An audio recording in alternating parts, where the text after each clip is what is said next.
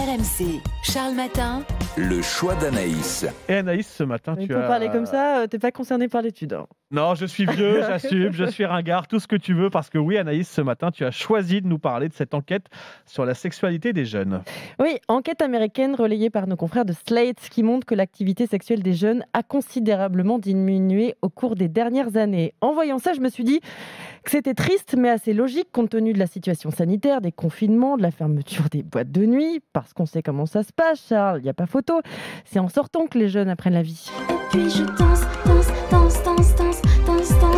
et tu viens, je me laisse aller avec toi, on bouge, on bouffe, on boit, on paie.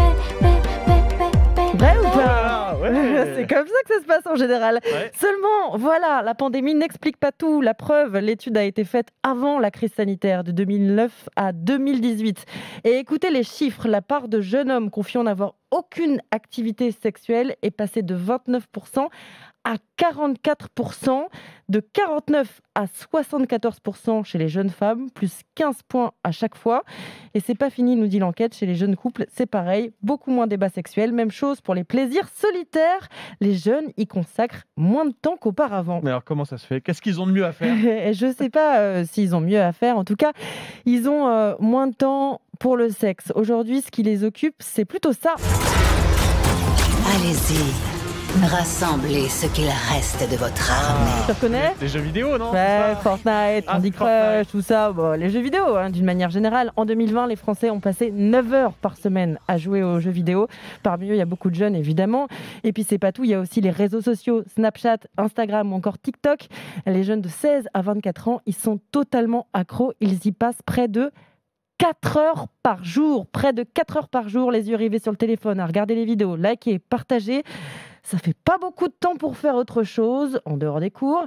Et puis les auteurs de l'étude disent aussi que les jeunes sont plus touchés par la dépression, l'anxiété, le stress, ce qui n'est sans doute pas sans lien avec le temps passé sur les réseaux sociaux. Bah oui. Ça joue sur leur libido, ils n'ont pas envie, pas la tête à ça tout simplement. Et ce qui est paradoxal, c'est que dans le même temps, les jeunes accèdent toujours aussi facilement à la pornographie. Bah justement, les images qu'ils ont en tête ne les font pas rêver, c'est ce que disent les auteurs de l'étude. Ils ne savent pas si ça les détourne de la sexualité, mais ça leur fait peur. Eh oui, Charles, ça les intimide.